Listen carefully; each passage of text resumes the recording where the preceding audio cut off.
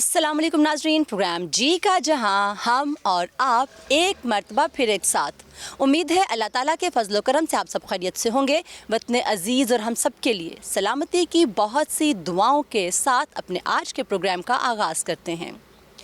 नाज़रीन, आज हम आपको लिए आए हैं शहर से बहुत दूर एक ऐसी जगह पर जहाँ पर हकीकी मायनों में अंधेरों में रोशनियाँ तकसीम की जाती हैं।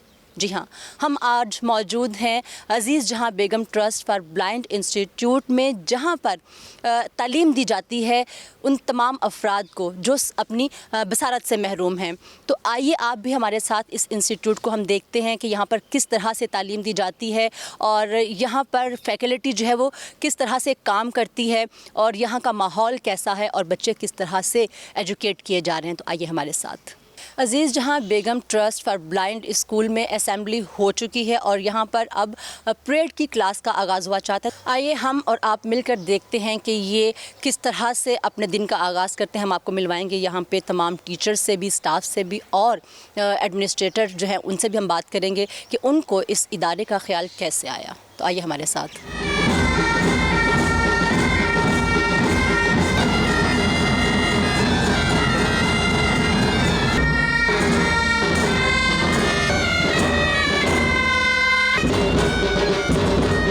नाज़रीन, आपने देखा कि किस तरह से ये बच्चे जो हैं अपनी परेड क्लास में अपने फ़न का मुज़ाहरा कर रहे थे, बिल्कुल अपने इंस्ट्रक्टर की जो है उसको फॉलो कर रहे थे और उसके मुताबिक जो है मुख्तलिफ धुनें इन्होंने बिखेरी।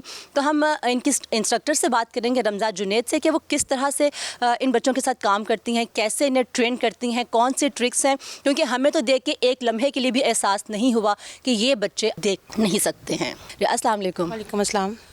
आपने माशाल्लाह इतना ज़बरदस्त ट्रेन किया है, एक तो इसके लिए मुबारकबाद बनती है आपके लिए, और सेकेंडली ये कि किस तरह से आपको कोई दुश्वारी का सामना करना पड़ता है या आपको ये बिल्कुल कोऑपरेट करते हैं नॉर्मल बच्चों की तरह से? इन बच्चों को सिखाना पड़ता है, लेकिन ये नॉर्मल बच्चों से ज़्यादा अच्छा सीख लेते हैं। हमने 4 से ऑनवर्ड स्टार्ट करते हैं बैंड में।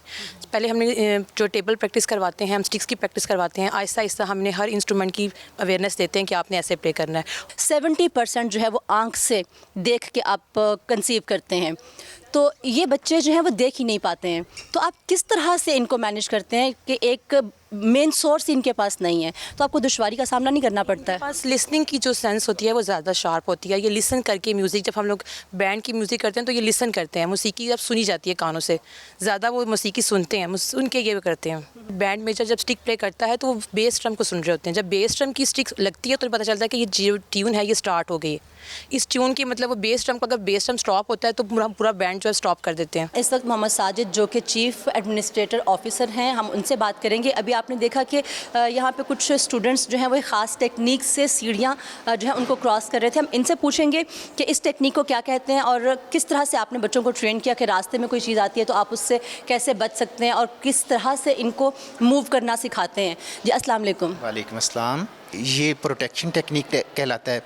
जो राइट हैंड होता है in front of face and the left hand in front of belly. तो ये हम बच्चों को, ये प्रोटेक्शन टेक्निक जो है ये बच्चों को सेफ रखती है, उनके फेस को और लोअर पार्ट ऑफ बॉडी को, ताकि वो चलते हुए किसी चीज़ के साथ टच करें तो उनके हैंड्स टच हों, बाकी उनकी बॉडी जो है वो महफूज रहे। तो अभी और क्या क्या टेक्निक्स हैं ये तो हम साथ साथ देखेंगे, और इन बच्चों को ख़ास टेक्निक्स सिखाई जाती हैं कि उन्होंने ख़ुद को कैसे प्रोटेक्ट करना है। हम लोग क्लासरूम में दाखिल हो चुके और मुझे यहाँ पर लिखा हुआ दिखाई दे रहा है क्लास 1, यानी कि इस वक्त हम 1 क्लास में हैं, सेक्शन A। और यहाँ पर आप देख रहे हैं कि बहुत डिसिप्लिन्ड स्टूडेंट्स बैठे हुए हैं। आँख ना होने के बावजूद भी ये हमसे बेहतर काम कर सकते हैं, तो फिर ये हमसे ज़्यादा ख़ास इनका होना बनता है और उनके टीचर्स जो है वो उससे भी ख़ास हैं। तो इन्हीं से हम बात करते हैं कि क्या टेक्निक्स हैं जिनके ज़रिए ये इनको ट्रेन करती हैं और किस तरह से क्लासरूम में ये सिखाती हैं, क्योंकि एक अल्फ़ाबेट को लिखना, देखना, उसकी शेप को पहचानना आँख के बग़ैर कैसे मुमकिन है, हम इन्हीं से पूछते हैं। आप ये बताइए कि क्या टेक्निक है जो इस वक्त बच्चों को सिखाई जा रही है? ये ब्रेल हम इनको सिखा रहे हैं और ये अभी फ्रेम पे राइटिंग कर रहे हैं। और लेकिन फर्स्टली हम प्री 1 से ये स्टार्ट करते हैं। ये सिक्सर है, ये आप देखें ये सिक्सर है, यहाँ से स्टार्ट करते हैं। इस पर 6 डॉट्स है और बेसिकली ये पूरी ब्रेल है 6 डॉट्स में। तो अगर इनको 6 डॉट्स आ जाते हैं और ये राइट करना सीख लेते हैं तो उसके बाद इनको कोई प्रॉब्लम नहीं होती और ये ब्रेल सीख सकते हैं फिर। तो ये 6 डॉट्स में ब्रेल पूरी मौजूद है, इसका क्या मतलब है, कैसे आप कहते हैं? जी, ब्रेल वही है जो हम पढ़ते हैं, जो हम लिखते हैं, वही चीज़ है। जस्ट ये डॉट्स के ज़रिए इनको लैंग्वेज सिखाई जाती है, ठीक है। ये डॉट्स हैं तो ये हम लेफ़्ट साइड से स्टार्ट करते हैं, डॉट 1, डॉट 2, इस तरह 3 और ये 4, 5 और 6। अब यहाँ पे हम अल्फ़ाबेट्स राइट करेंगे तो डॉट 1 A, अब ये इसको A बोलेंगे, ठीक है। इसके बाद डॉट 1 2 B और डॉट 1 4 C, वही अल्फ़ाबेट्स है, जस्ट लिखने में थोड़ा चेंज है। और 1 4 D, ये अल्फ़ाबेट A to Z चल रही है, A to Z इनको डॉट्स आ जाते हैं, उसके बाद ये पूरी ब्रेल सीख लेते हैं। और यहाँ पे 1 क्लास में इनको ब्रेल स्टार्ट करवाई जाती है और बेसिकली बहुत ज़्यादा प्रॉब्लम आती है। नाज़रीन, यहाँ पे आप देखें कि यहाँ पे मज़ीद कुछ मुझे चीज़ें दिखाई दे रही हैं। यहाँ पर भी कुछ हमें दिखाई दे रहे हैं, बोर्ड्स हैं जिस पे A B C मतलब लिखी हुई है और साथ में लेकिन ये चीज़ क्या है? बताती हूँ। ये सिक्सर है, इसको सिखाने के बाद हम जब इनको डॉट्स लर्न करवा लेते हैं और रिटन में भी इनको करवा लेते हैं इसके ऊपर, उसके बाद हम फ्रेम पे आ जाते हैं। ये फ्रेम है और फ्रेम है, यहाँ पे ये इन्हीं चीज़ को, इन्हीं डॉट्स को यहाँ पे लिखते हैं पेज पे, ठीक है। तो ये सारा ये लिख रहे हैं वही डॉट्स है और अल्फ़ाबेट्स के साथ सेंटेंसेस बना रहे हैं, वर्ड्स बना रहे हैं। जब ये कर लेते हैं उसके बाद मैथमेटिक्स हम वुडन स्लेट, ये वुडन स्लेट, इसको हम वुडन स्लेट बोलते हैं। ये पेग्स हैं जिससे हम राइट करते हैं, 1 लिखेंगे यहाँ पे, ये देखें ये 1 है। इनकी हमने डायरेक्शंस इनको बतानी होती हैं, तो ये डायरेक्शन बहुत मुश्किल से सीखते हैं। स्टार्ट में बहुत प्रॉब्लम्स आती हैं, लेकिन जब इनको ये डायरेक्शंस आ जाती है और ये करना स्टार्ट कर दे, 1 से 10 तक इनको आ जाती है, नंबर्स आ जाते हैं, तो फिर ये 100 तक कर लेते हैं, इजीली कर लेते हैं। तो यहाँ पे हम क्वेश्चंस भी एडिशन और सब्ट्रैक्शन के सॉल्व करते हैं। तो 1 है ये और इसको ये हमने ये 1 था तो इसको ऐसे हम इनको चेंज करवा देते हैं तो ये 2 है। तो ये कट जो है इनके साथ ये सीखते हैं 1 2 3 4 5, इस तरह ये अपने फिंगर्स के साथ बेसिकली हर चीज़ फिंगर के साथ सीखते हैं। लेट्स सी कि इस स्टैंडर्ड में क्या क्या रहता है। ये ब्रेल का तो ये वाला सिस्टम है, ये हमारा ब्रेल का सिस्टम है। और ये जो है ये स्लेट स्पेशली मैथ के लिए यूज़ किया जाता है। अच्छा, यानी कि ये स्लेट है जो मैथमेटिक्स के लिए इस्तेमाल की जाती है। आप देख सकते हैं कि इसमें मतलब स्पेस है और यहाँ पर कुछ टूल्स हैं। ये हेड है और पेग कहलाती है ये, और ये इसकी टेल कहलाती है, और ये स्पेशल बच्चों का टूल है। इसको हम इसकी पोजीशन से ही देखते हैं, ये बिल्कुल वैसे ही होता है जैसे दूसरी मैथ होती है। ये हमारा 1 हो गया है, ठीक है। इसके बाद हमने इसको, ये हमारा 2 हो गया है, ठीक है। ये पोजीशन 1 की है, ये पोजीशन 2 की है। आप देख सकते हैं ये बच्चे इसको सिर्फ हाथों से महसूस करके इनकी डायरेक्शंस चेंज करते हैं, और इस डायरेक्शन की चेंजिंग के साथ ये 1 2 3 4 नंबर्स जो हैं वो आगे बढ़ते चले जाते हैं। इस बड़ा होता है। का क्या सिलसिला है? बुक्स तो इनके पास नहीं होती होंगी, ये स्पेशल बुक्स होती हैं? नहीं, इनके पास बुक्स नहीं होती, इनको हम लोग खुद ही गाइड करते हैं। इनको हम खुद ही जो है वो इनको लिखवाते हैं चीज़ें, और ये लोग उसी जो लिखते हैं उनको रीड करते हैं। और रीडिंग के लिए हमने लोगों ने बुक्स रखी हुई हैं, फिर उस बुक से हम रीड करवाते हैं, ठीक है। और हम लोग पेरेंट्स को गाइड करते रहते हैं, पेजेस वगैरह बताते हैं, हर चीज़ जो हम पेरेंट्स को भी गाइड करते हैं, बच्चों को भी गाइड करते हैं।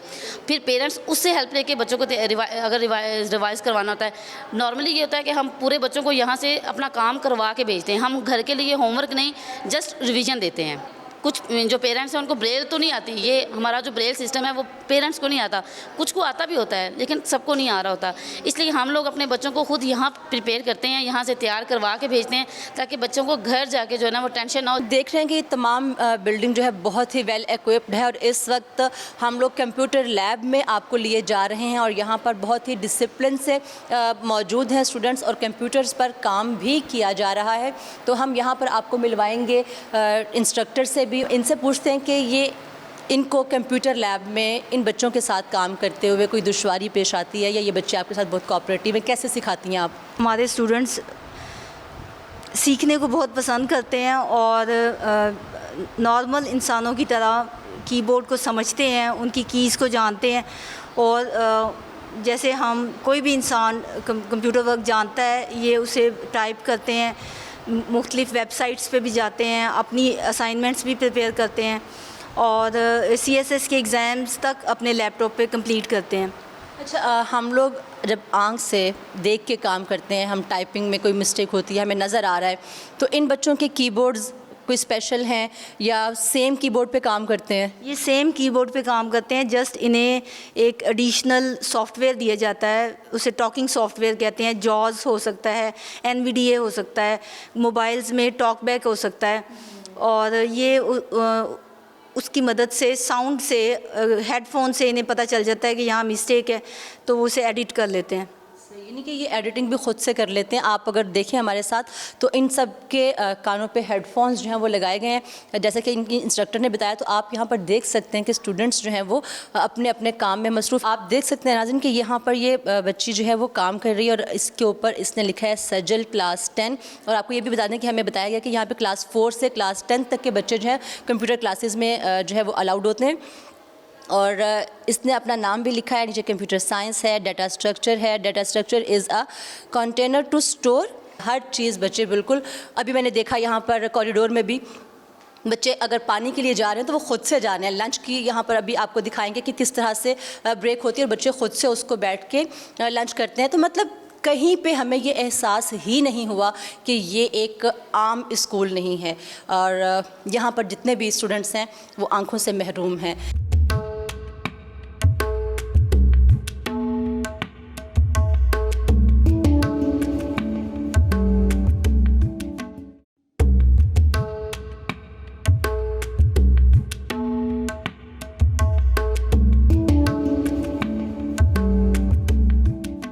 नाज़रीन, कंप्यूटर साइंस के रूम से हम बाहर आते हैं तो यहाँ पे मेरे बाएं जानिब नमाज के लिए जो है एक मखसूस जगह है, और उसके साथ ही यहाँ पर मोहम्मद दीन जान लाइब्रेरी है। हम साजिद साहब से बात करते हैं कि क्या है इस लाइब्रेरी में और इस नाम से क्या निस्बत है उसको। मोहम्मद दीन जान साहब जो थे, जो ये एडवोकेट थे, और जिनके नाम पर ये इंस्टीट्यूट है Aziz Jahan Begum trust institute for the blind, ये उनके हस्बैंड हैं। और हमारी CEO Mrs Ursula Nigar Zaidi साहबा के फ़ादर हैं। हमने लाइब्रेरी का नाम जो है वो मोहम्मद दीन जान रखा है, यानी कि ये उनके फ़ादर के नाम से ये लाइब्रेरी कायम की गई। हम आपको ले आए लाइब्रेरी में जहाँ की इंचार्ज हैं अमरीन आमिर। हम उनसे बात करते हैं क्योंकि हमारे यहाँ लाइब्रेरी का एक कॉन्सेप्ट वही है जो मेरे माइंड में है, जो आपके माइंड में है, लेकिन यहाँ का तस्वुर थोड़ा सा मुख्तलिफ। हम इनसे पूछते हैं कि यहाँ की लाइब्रेरी कैसे मुख्तलिफ है दूसरी लाइब्रेरी से। यहाँ पर ये तमाम बुक्स जो हैं वो ब्रेल में हैं। All the books are issue to the students according to their demand, यानी तमाम बुक्स उनको इशू की जाती हैं उनकी डिमांड के मुताबिक, उनके IQ लेवल के मुताबिक। जैसे यहाँ फ़र्स्ट पीरियड होता है लाइब्रेरी में, और फर्स्ट पीरियड में तमाम स्टूडेंट्स आते हैं 4 क्लास, 5 क्लास, 6, 7, 8, और फिर उनके हिसाब से उनको बुक्स दी जाती हैं। हमारे यहाँ टेक्स्ट बुक्स भी हैं जो हम खुद इम्पोस्ट करते हैं। हमारे पास स्टोरी बुक्स भी हैं, इंग्लिश में भी हैं, उर्दू में भी हैं, होली कुरान भी है हमारे पास, इंग्लिश ट्रांसलेशन में भी है, उर्दू में भी है, अरेबिक में भी है। इसके अलावा हमारी जो कलेक्शन है जनरल नॉलेज की बुक्स हैं। ब्रेल लाइब्रेरी जो है 2 हिस्सों में है। एक तो ये ग्राउंड फ्लोर लाइब्रेरी है, यहाँ पर ये तमाम बुक्स हैं, यहाँ पर ये नॉन सिलेबस बुक्स हैं। और जो मेरी फर्स्ट फ्लोर लाइब्रेरी है वहाँ पर तमाम टेक्स्ट बुक्स हैं, सीरियल्स हैं, ब्रोशर्स हैं, मैगजीन्स हैं, और बाइबल की बुक्स हैं वहाँ पर हमारे पास, और उर्दू से रिलेटेड बुक्स हैं वहाँ पर। पॉजिटिव मैसेज है पाकिस्तान का कि ऐसी जगह जहाँ पर स्पेशल स्टूडेंट्स मौजूद हैं वहाँ पर भी पाकिस्तान में कहीं पर भी मज़हब की जो तफरीक है वो नहीं मौजूद।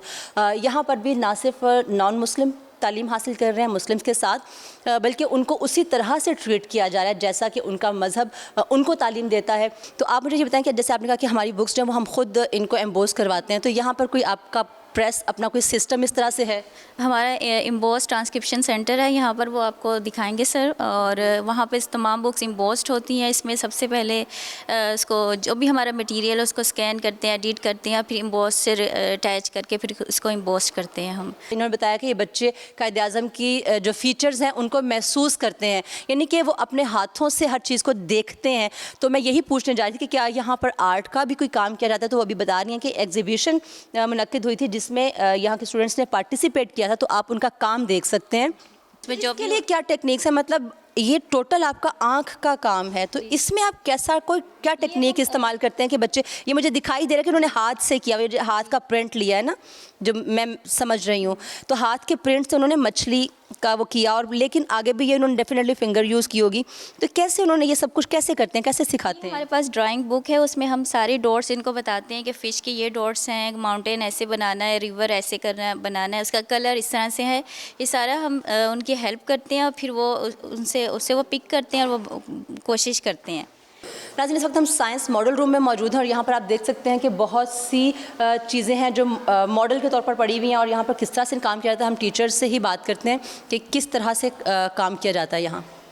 अस्सलाम वालेकुम। यहाँ पे हम लोगों ने डिफरेंट मॉडल्स रखे हुए हैं जिससे हम बच्चों को कॉन्सेप्ट देते हैं कि किसी चीज़ की बॉडी पार्ट्स क्या हैं या इनकी शेप्स क्या हैं। फॉर एग्जांपल हम डिफरेंस बताते हैं कि बर्ड्स में और एनिमल्स में क्या डिफरेंस है, तो ये बच्चे टच करके फील करते हैं कि बर्ड्स में और एनिमल्स में या फिर डिफरेंट ऑब्जेक्ट्स कैसे होते हैं। तो आगे हम चलते हैं, टाइम बहुत शॉर्ट है। ब्रेक जो है जैसे तमाम स्कूल्स में एक ही वक्त में की जाती है, ब्रेक होती है, लेकिन आजकल चूँकि एग्ज़ाम्स चल रहे हैं तो इसलिए क्लास वाइज यहाँ पर बच्चे जो हैं वो आ रहे हैं और अपना लंच करेंगे। और आप देख सकते हैं कि कितने डिसिप्लिन तरीके से ये बच्चे जो हैं वो आके अपनी सीट्स पे बैठ रहे हैं और लंच यहाँ पर कर रहे हैं। एज़ यू नो कि ये एक चैरिटी ऑर्गेनाइजेशन है। बाकी होममेड लंच के अलावा बच्चों को यहाँ पर जूस और बिस्किट सर्व किए जाते हैं जो कि हाईली हाइजीनिक फूड है, ठीक है। और इसके अलावा ये जूस और बिस्किट्स जो हैं ये स्पॉन्सर्ड हैं by one of our donor. अभी हम आपको ऊपर ले जा रहे हैं जहाँ पर 5th से ऑनवर्ड क्लासेस हैं, और आप यहाँ पर देख सकते हैं कि स्टेयर का साइन है, लेकिन इन बच्चों के लिए ब्रेल में यहाँ पर स्टेयर भी तहरीर है। तो आइए हम ऊपर चलते हैं और देखते हैं कि ऊपर कौन सी क्लासेस और कैसे वहाँ पर स्टडीज़ जो हैं वो जारी हैं। जैसे आपने नीचे भी देखा कि बच्चों का लंच टाइम था और उनके लिए टेबल्स और डेस्क जो हैं वो अरेंज किए गए थे। इसी तरह से जब हम ऊपर के फ्लोर पर आते हैं तो यहाँ पर भी उसी तरह से डाइनिंग जो है वो एरिया है, यहाँ पर भी टेबल्स और डेस्क मौजूद हैं जहाँ पर बच्चे लंच करते हैं। और अभी हम आपको ले जा रहे हैं क्लासेस में और देखते हैं कि यहाँ पर किस तरह से स्टडीज़ का सिलसिला जारी है। यहाँ पर मुझे एक क्लॉक दिखाई दे रहा है, टाइम अंडरस्टैंडिंग के लिए यहाँ पर जो क्लॉक आपको दिखाई दे रहा है उसको भी उसी ब्रेल के पैटर्न पर ऑर्गेनाइज़ किया गया है, और डेफिनेटली बच्चों को टाइम सिखाने के लिए ये यहाँ पर आवेदन किया गया है। कहा जाता है कि आपकी जो एक्टिविटीज़ हैं, आपका स्पोर्ट्स है, वो आपके माइंड को फ्रेश रखता है। तो यहाँ पर भी बच्चों को एंटरटेन करने के लिए, उनको मेंटली रिफ़्रेश करने के लिए इंडोर गेम्स का अरेंज किया जाता है। ज़ाहिर है ये बच्चे शायद अभी तो हम इनके इंस्ट्रक्टर से ही पूछ सकते हैं कि किस किस्म की गेम्स जो है इनको आउटडोर में भी अलाउड हैं, लेकिन यहाँ पर इंडोर गेम्स के लिए एक एरिया मखसूस किया गया, हम आपको वहाँ पर लिए जाते हैं। और यहाँ पर बच्चे आप देख सकते हैं कि मुख्तलिफ़ तरह के इंडोर गेम्स में जो है वो मसरूफ़ है। यहाँ पर हमें लूडो स्टाइल की जो है वो एक दिखाई दे रही है। तो किस तरह से काम करते हैं, किस तरह से खेलते हैं, कैसे सिखाते हैं आप इनको? ये ना इनकी है, क्योंकि ये देख नहीं सकते तो इसलिए इनके लिए स्पेशल होती हैं हर चीज़ें। तो ये इनका है कि ये शेप्स रिकॉग्नाइज़ करते हैं, तो सबकी डिफरेंट शेप है और उन्हें पता चल जाता है टच करके कि हम लोग ये कौन सी हमारी है। तो चीट करते हैं?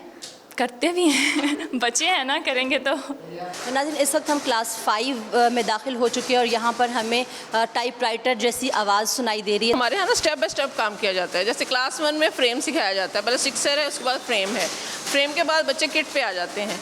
किट थोड़ी सी एक्सटेंडेड फॉर्म है फॉर्म की। तो उसके बाद जब बच्चे क्लास 5 में आते हैं तो उनको ट्रस्ट की तरफ से परकिन इशू की जाती है फ्री में, ठीक है। क्लास टाइम में वो इसको फ्रीली यूज़ करते हैं। तो जो ये जो पिन यूज़ कर रहे हैं इसका नाम है परकिन ब्रेलर। ये परकिन ब्रेलर की 6 कीज़ हैं। जिस तरह से ब्रेल जो 6 डॉट्स पे डिपेंड करती है उसी तरह से डॉट 1, 2, 3 को रिप्रेजेंट करता है, 4, 5 और 6। ये इसका स्पेस बार है, लाइन चेंजर है, बैक स्पेस है, ये इसका स्टाइलस है। अब इस बच्चे को गाइड करूँगी, वो आपको लिख के दिखाएगा, ठीक है। फातिक प्लीज़ लिखिएगा, मेरा नाम फातिक है।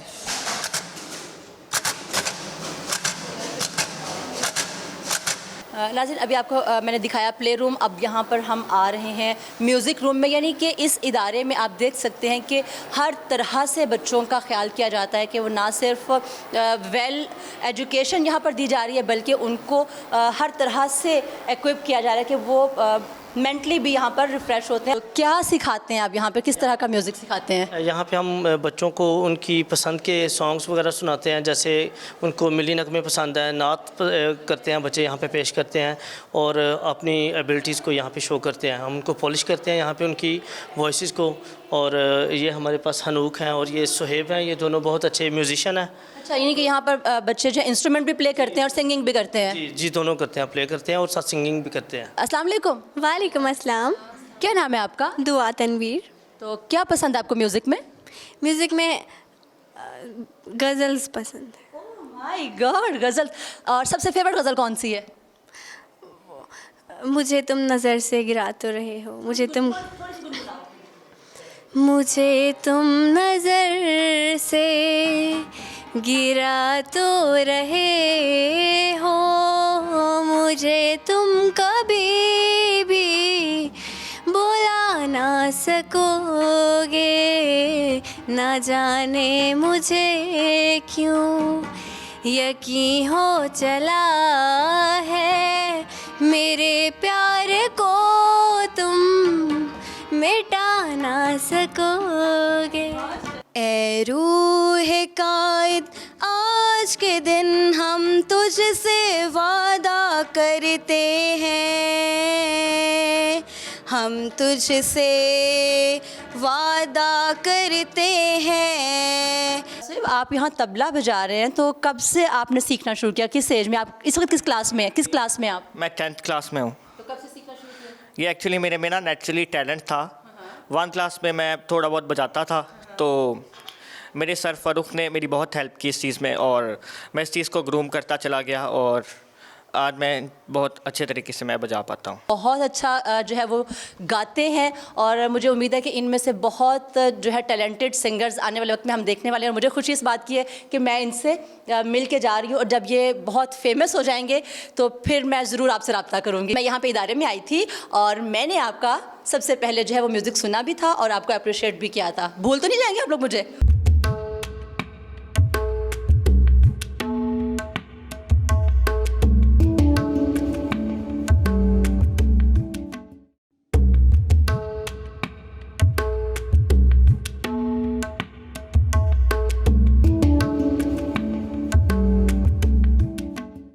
नीचे आपने देखा था कि बच्चों को सेल्फ प्रोटेक्शन के लिए राइट एंड लेफ्ट हैंड का यूज़ जो है वो सिखाया गया था, लेकिन यहाँ पे हम देख रहे हैं 5th से ऑनवर्ड जब हम ऊपर पोर्शन पे आते हैं तो बच्चे स्टिक का इस्तेमाल कर रहे हैं। वाइट केन और उर्दू में सफ़ेद छड़ी बोलते हैं। ये बच्चे जब 5वीं क्लास में होते हैं, यानी 5th क्लास में, तो हम बच्चों को ट्रेन करना शुरू कर देते हैं कि आपने जो है केन किस तरह से पकड़नी है, आपकी इंडेक्स फिंगर कहाँ होनी चाहिए, और आपने किस तरह से चलना है। तो फिर बच्चे 5th ऑनवर्ड जो है अपनी पूरी लाइफ में ये केन अपनी यूज़ करते हैं, और ये केन बच्चों की हाइट के अकॉर्डिंग होती है। अगर एक बच्चे की हाइट जो है वो 5.5 है, तो हम कोशिश करेंगे कि अकॉर्डिंग टू चेस्ट उसकी केन होनी चाहिए।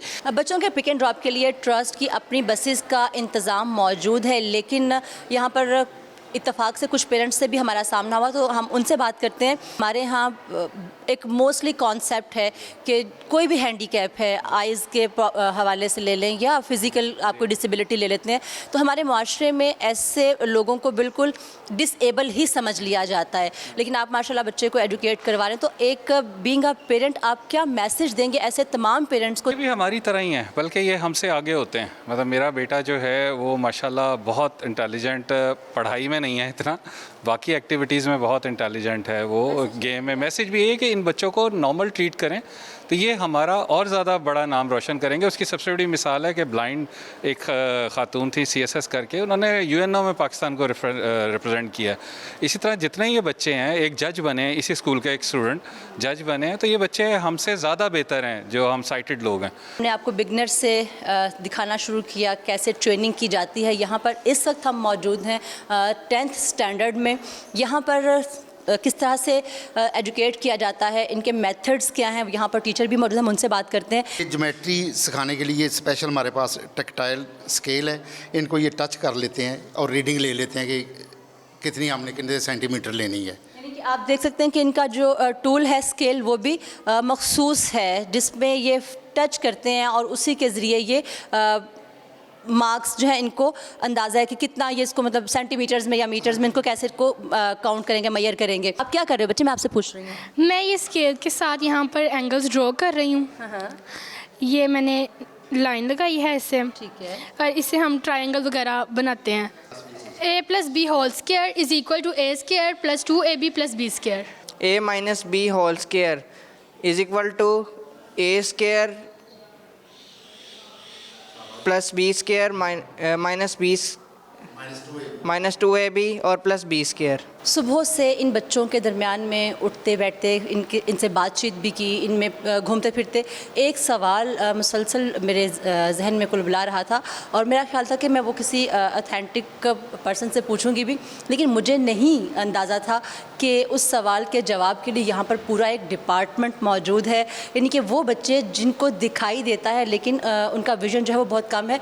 तो मैं यही पूछना चाह रही थी, लेकिन मुझे बताया गया कि यहाँ पर बाकायदा एक डिपार्टमेंट है आइरिस विजन के हवाले से और यहाँ पर इंस्ट्रक्टर भी मौजूद हैं। हम उनसे भी आपको मिलवाते हैं और उनसे पूछते हैं कि क्या सिलसिला है और किस तरह से इन बच्चों को जो है वो ये ट्रीट करते हैं, उसका ट्रीटमेंट क्या है और मज़ीद क्या फंक्शंस हैं या क्या उनका ट्रीटमेंट है। तो हम उन्हीं से बात करते हैं। आइरिस विजन डिपार्टमेंट है। आइरिस विजन एक लो विजन डिवाइस है। मैं पहले थोड़ा सा लो विजन के बारे में एक्सप्लेन करूँगी कि लो विजन हम किसको कहते हैं।